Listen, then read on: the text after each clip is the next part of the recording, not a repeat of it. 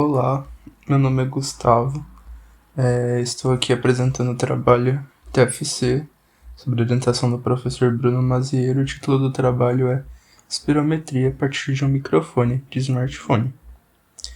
Bom, falando um pouco sobre o trabalho, a primeira motivação é que cada vez mais a gente vê um aumento global em casos de doenças respiratórias, como a doença pulmonar obstrutiva crônica, asma.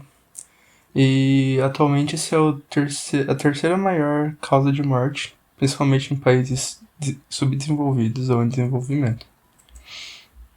Para isso, a gente tem o exame de espirometria, que ela é uma ferramenta para tratar e monitorar essas doenças, mas os equipamentos utilizados hoje em dia têm um custo um tanto elevado e até tem opções mais baratas que o SUS adota, mas dado a alta demanda desses equipamentos, o custo ainda é elevado. Então, com isso, estudos mais recentes mostraram a opção de usar o celular como uma alternativa inovadora para esses equipamentos médicos, principalmente um projeto do Sparo Smart na Universidade de Washington, que mostra que apenas usando o microfone do smartphone a gente consegue medir funções pulmonares, eliminando a necessidade de equipamentos adicionais. Bom, então o objetivo desse trabalho é implementar e avaliar um sistema de espirometria usando o microfone embutido no aparelho de celular. Para isso, inicialmente a gente vai fazer a gravação de sons de manobras de expiração forçada. Vale ressaltar que as gravações são feitas com pacientes reais, então esse trabalho foi submetido e aprovado pelo Comitê de Ética da Unicamp e da Unifesp. Por que Unifesp? Porque o projeto foi também desenvolvido em parceria com o professor Antônio Badini, da Faculdade de Ciências Médicas da Unifesp, o qual nos cedeu os pacientes e o espaço clínico para realizar as gravações.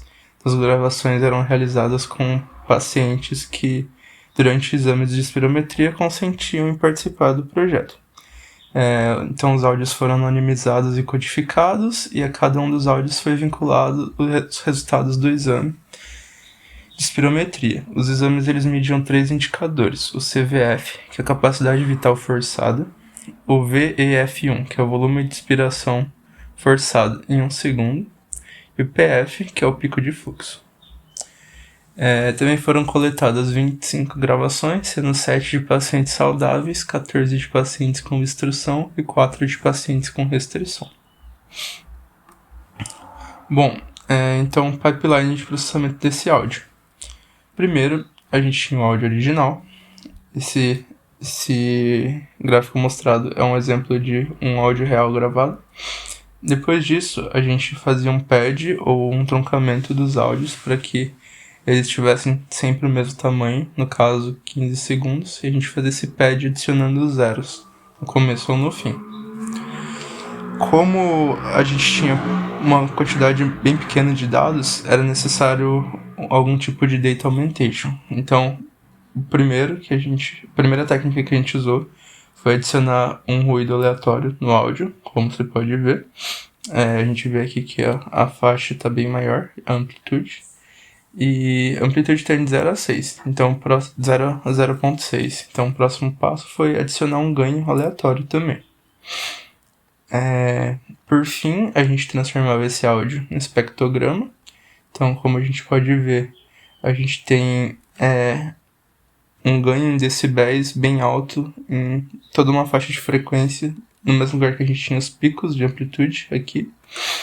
Então, a gente usa o áudio no domínio do tempo, da frequência, aliás. Por quê? Porque no domínio da frequência a gente tem uma imagem, e a gente, a partir de então, vai começar a tratar do problema como um problema de imagens, não um problema de áudio. Vou explicar mais porquê daqui a pouco.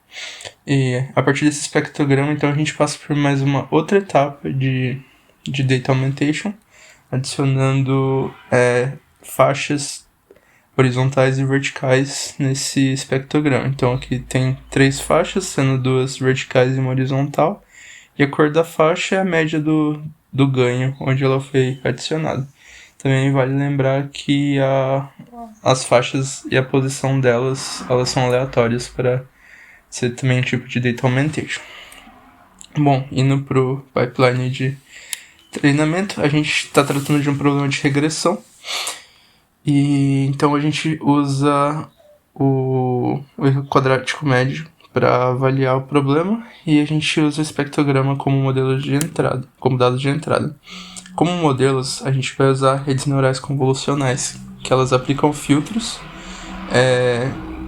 e fazem convolução e conseguem extrair features dessas imagens. Então, o primeiro modelo testado foi uma rede tradicional, né, uma CNN.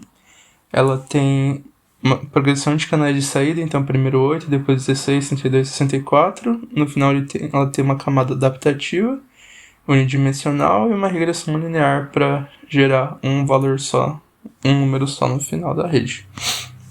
Além da CNN clássica, também teve a opção de usar uma rede pré-treinada, no caso a ResNet 152, porque ela é uma rede que se mostra muito boa em regressão com imagens, e isso acontece porque ela tem um fluxo direto de gradientes, uma qualidade da ResNet, e o fato dela ter sido pré-treinada nos ajuda com a quantidade pequena de dados no nosso dataset.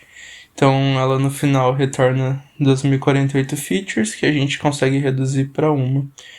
E essa rede ela foi treinada de 3 formas diferentes. Primeiro todos os pesos foram congelados, depois só os pesos das 50 últimas camadas foram descongelados, e ao final todos foram descongelados.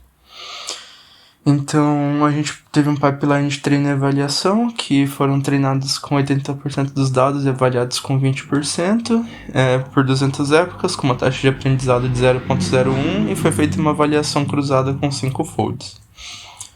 Então, primeiro, para CVF, a gente tem esses resultados, o que eles representam. Primeiro, a gente tem que a ResNet parcialmente descongelada atingiu o melhor desempenho na época 52, ou seja, ela convergiu mais rápido, enquanto a CNN clássica ela não convergiu tão rápido e teve um pouco de overfitting.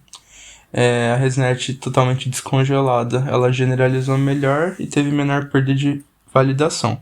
Isso para capacidade vital forçada, né? Aí pro VF1, a gente tem esses resultados que representam o seguinte: a ResNet parcialmente descongelada atingiu o melhor desempenho para o VF1 na época 52, enquanto a versão congelada precisou ir até a época 193. Já a descongelada teve a menor perda de treino e uma perda de validação competitiva próximo da CNN clássica. Teve a menor perda de validação. Bom, por fim, para o PF, a gente teve esses resultados e o que a gente pode extrair deles é o seguinte: a CNN clássica e a ResNet congelada e parcialmente descongelada atingiram seu melhor desempenho em épocas semelhantes, enquanto a ResNet precisou de um pouco mais de épocas.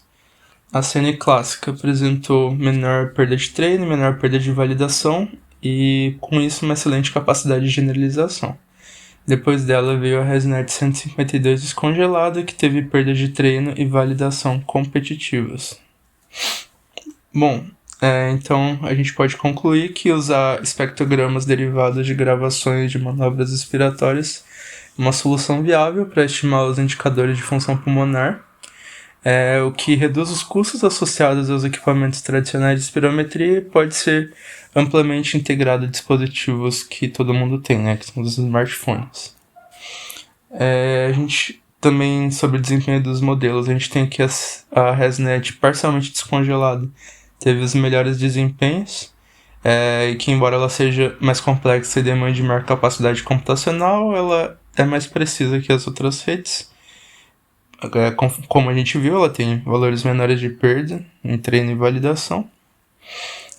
A gente vê que usar Data Augmentation ajuda bastante no processo de generalização, o que ajuda a prevenir overfitting e garante que o sistema pode ser aplicado para diferentes populações. E, por fim, demonstra viabilidade prática do projeto, porque usar a espirometria baseada em smartphones pode revolucionar a forma de realizar triagens de doenças respiratórias. Quanto a limitações e pesquisas futuras, os trabalhos futuros deveriam ser principalmente focados no levantamento de mais dados e aumentar o dataset para ter uma expansão da base de dados e umas amostras mais diversificadas de pacientes. Bom, e com isso eu encerro a apresentação do meu trabalho e fico disponível para responder perguntas por e-mail ou algum outro contato. Obrigado.